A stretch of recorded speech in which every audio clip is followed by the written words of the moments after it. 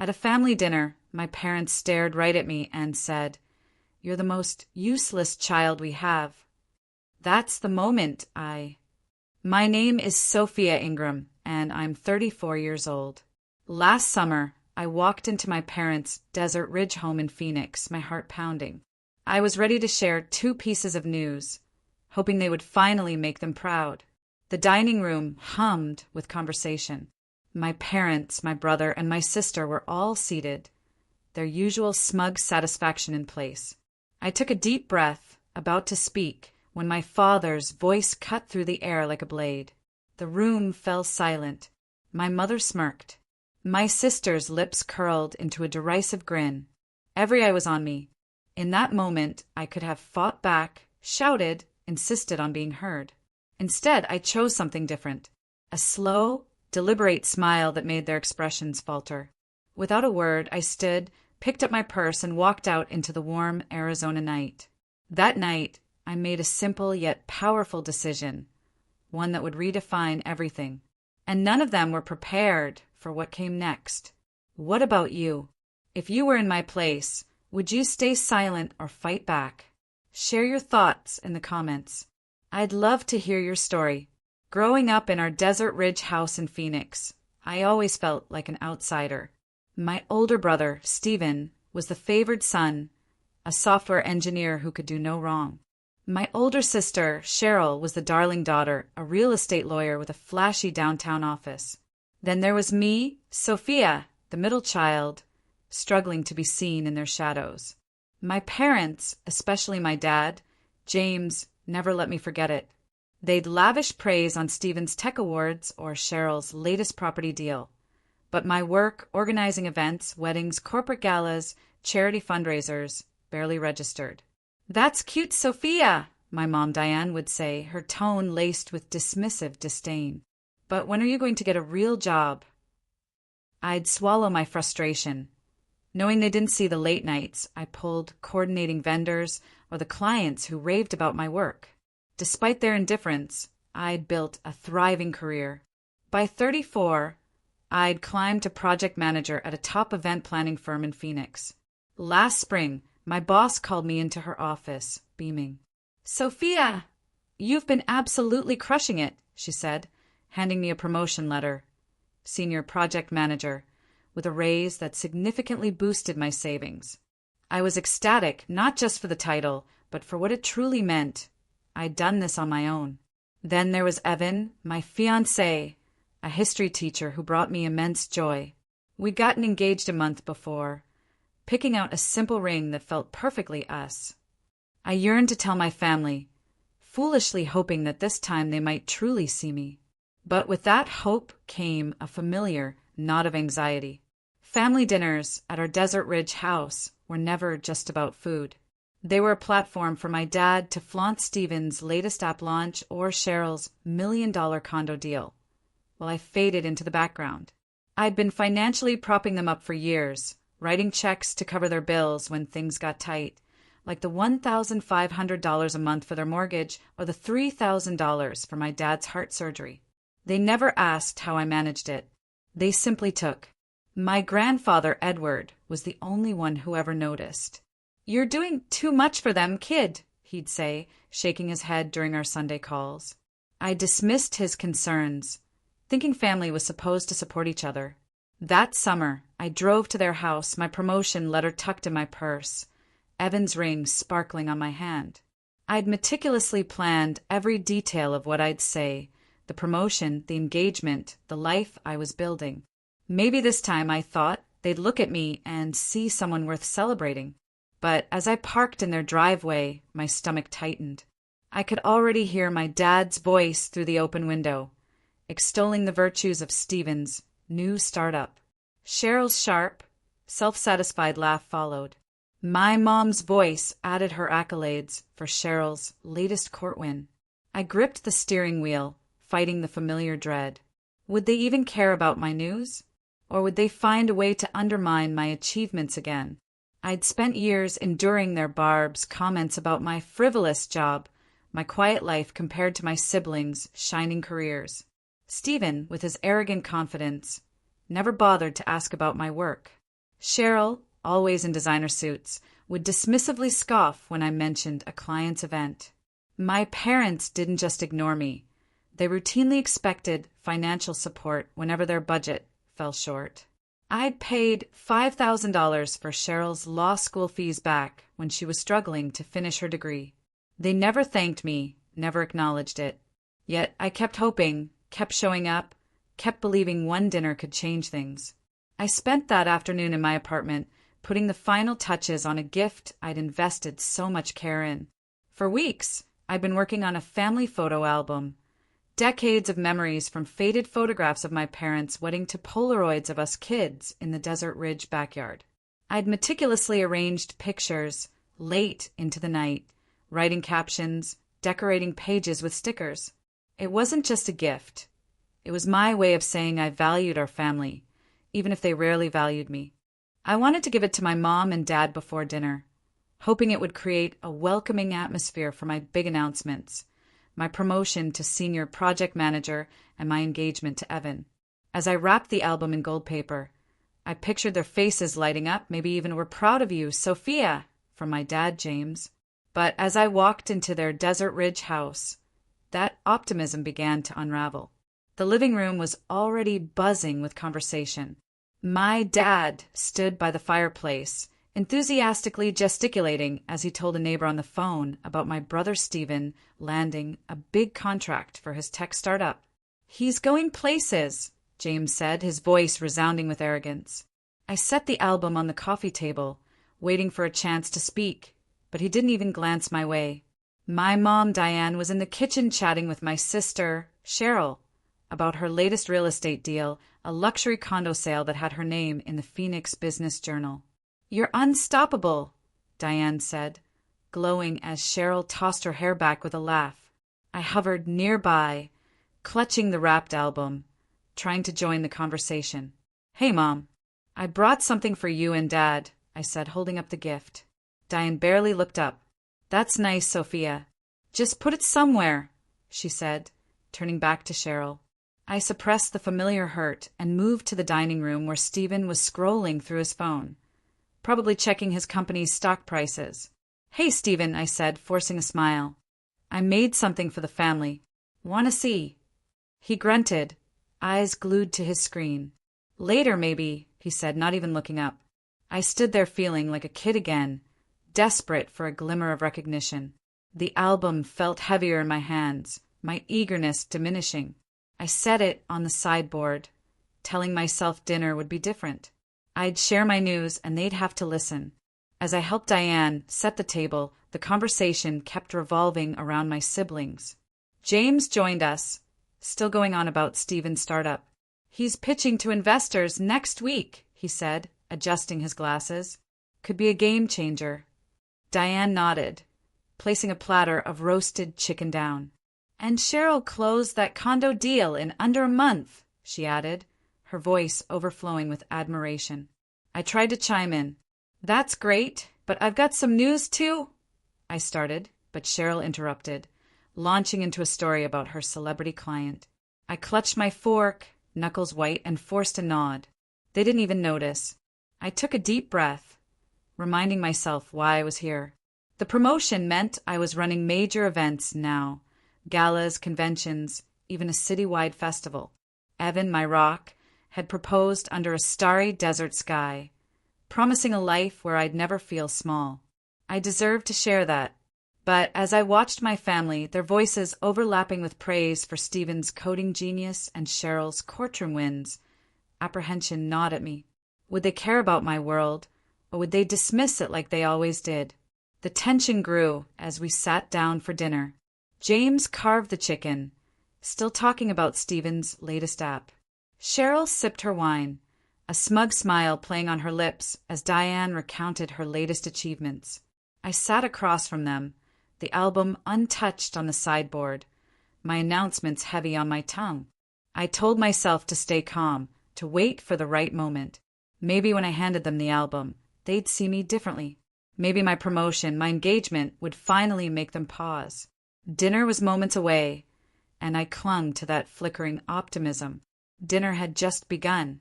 I sat at the table, my heart thrumming as I prepared to share my news. The clink of forks and chatter filled the room, but I was ready.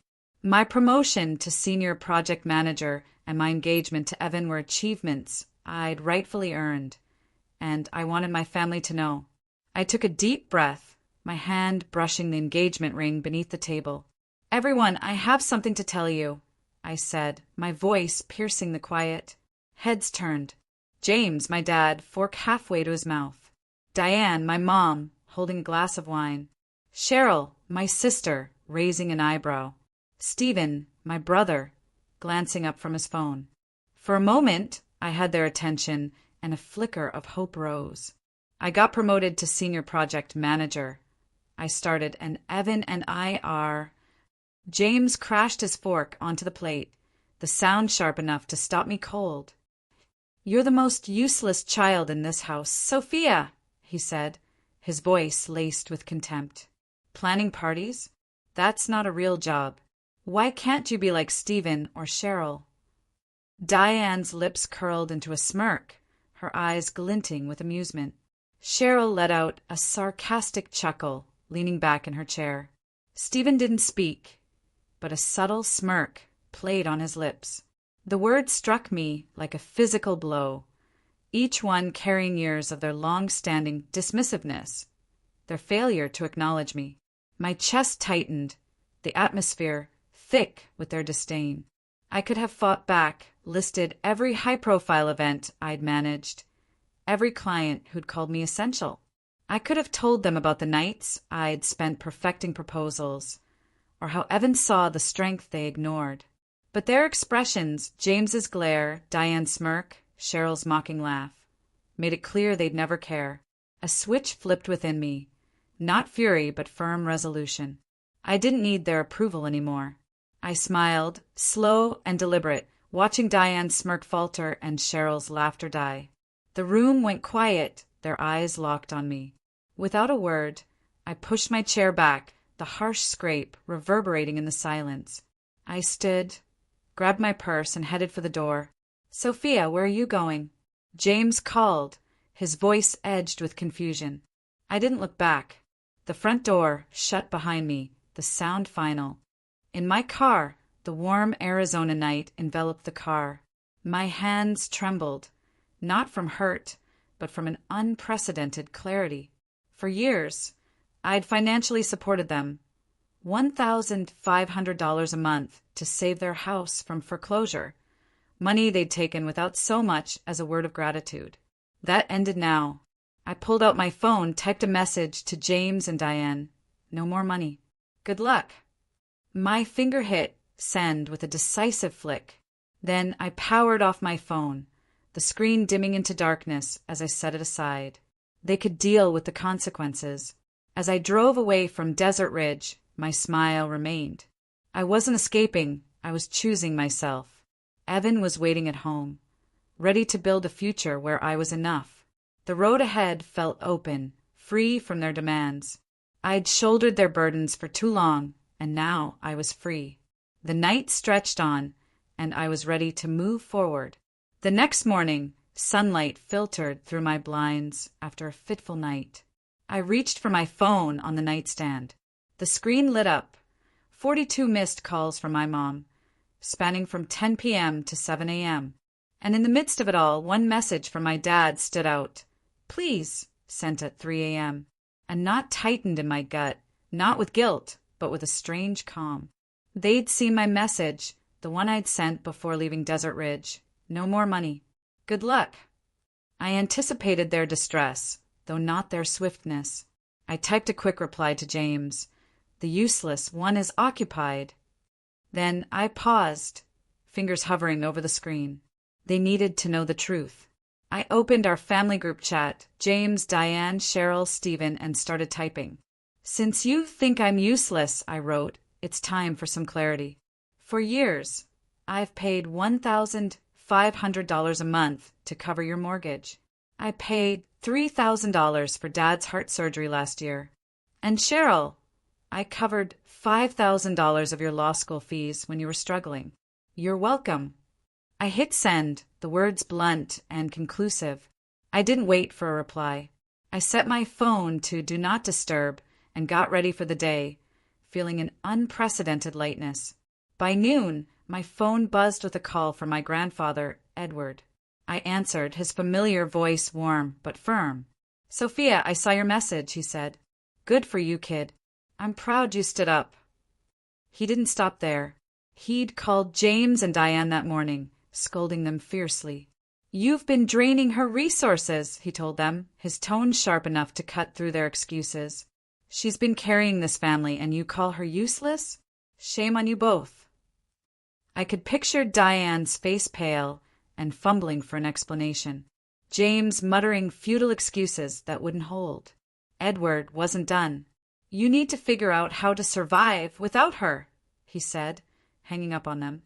I thanked him, my voice catching. "You don't owe them anything, Sophia," he said. "Keep shining." Back at the Desert Ridge house, my message had ignited a firestorm. Diane was frenzied, pacing the kitchen, calling James over and over, demanding he fix this. "How are we supposed to pay the mortgage now?" she snapped, her voice trembling. James, typically so calm, shouted back, "You think I know? She can't just cut us off." Cheryl, who'd always acted untouchable, was rendered speechless. Her law school debt, my contribution, was now an undeniable reality. Stephen, who'd taken my support for his startup without question, stared at his phone, rereading my words. $5,000, Cheryl finally said, her voice tight. "She never told me." Stephen shook his head. "She didn't tell any of us." The realization hit them hard. I'd been their financial backbone, and they'd scoffed at my efforts. The house descended into pandemonium. Diane blamed James for pushing me away. "You called her useless," she yelled, her hand shaking as she clutched her phone. James retorted, "You laughed, Diane. Don't act innocent." Cheryl, usually quick to defend herself, snapped at Stephen. "You knew she was helping, didn't you?" Stephen denied it, his face flushed. "I thought it was a loan," he shouted. The truth I'd laid bare tore through their carefully built image of me as the family's failure. They weren't just shocked, they were humiliated, forced to face how much they'd relied on the daughter they'd dismissed. I didn't see their fight, but Edward filled me in later that day. "They're at each other's throats," he said, a hint of satisfaction in his voice. I didn't gloat. I felt steady, grounded. My message wasn't just a statement, it was a line in the sand. I'd spent years sustaining them, but I was done being overlooked.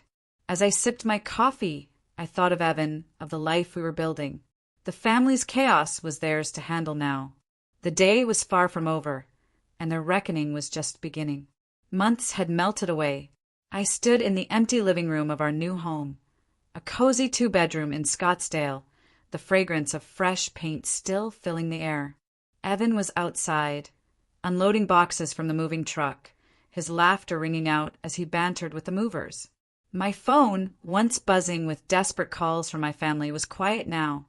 I'd blocked James, Diane, Cheryl, and Stephen weeks ago, their voicemails and texts receding into a past-eyed shed. My life felt like my own for the first time, free from their expectations, judgments, and demands. At work, I'd just been named Director of Projects, a role I'd earned through years of late nights and impeccably executed events.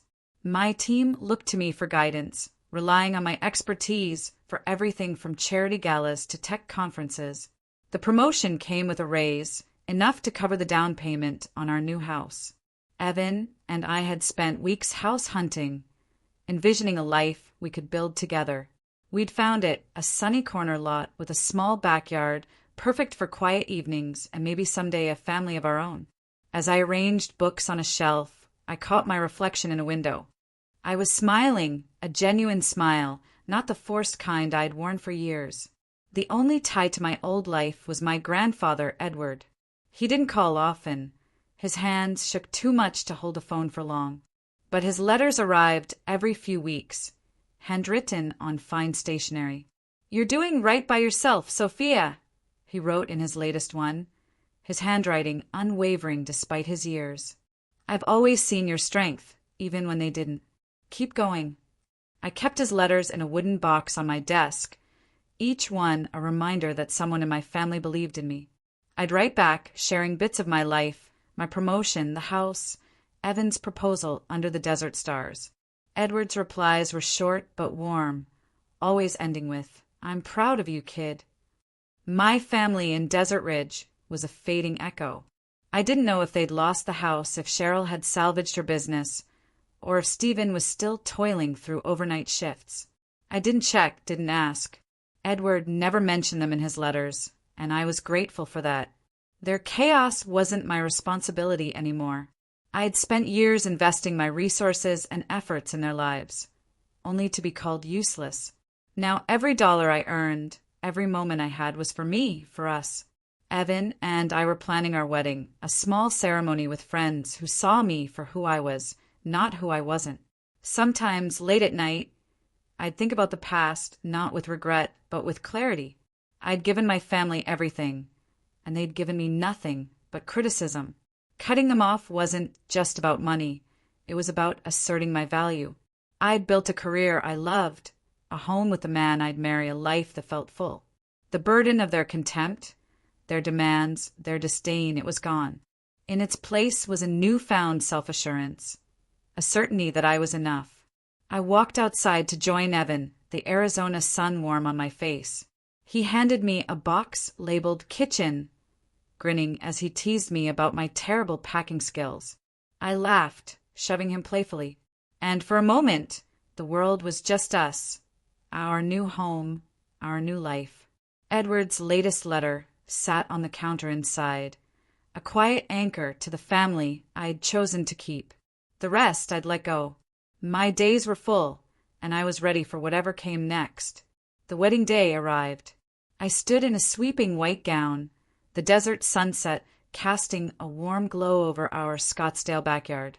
Evan waited at the simple altar, his smile steady and sure, surrounded by fairy lights and a handful of close friends. My grandfather Edward sat in the front row, his eyes moist with emotion, yet beaming with pride, the only family member I'd invited. James, Diane, Cheryl, and Stephen weren't here. Not because I'd wavered, but because I hadn't. This day was for me, for Evan, for the life we'd built without their shadows. As I walked toward Evan, gripping a bouquet of wildflowers, I felt unburdened, liberated in a way I'd never known.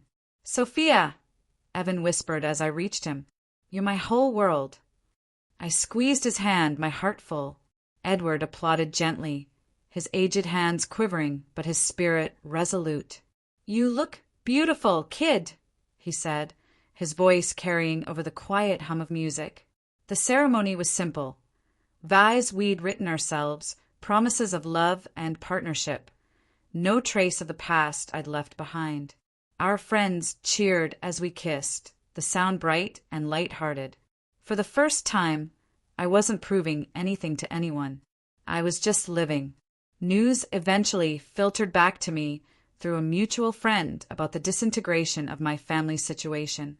James and Diane had lost their Desert Ridge home, forced to relocate to a modest apartment on the edge of Phoenix. The bank had repossessed it, their resources depleted without my monthly contributions. Cheryl's real estate empire had collapsed. Her name, once a hallmark of achievement, was now whispered in professional circles as a cautionary tale. She'd lost more clients, her self-assurance broken by deals she couldn't fund. Stephen, buried under startup debt, was still toiling through grueling night shifts, his dreams of tech stardom dimming with each mounting debt. I didn't feel triumph, only a sober recognition that their choices had led them here. I'd learned something they never would. Self-love demands establishing boundaries.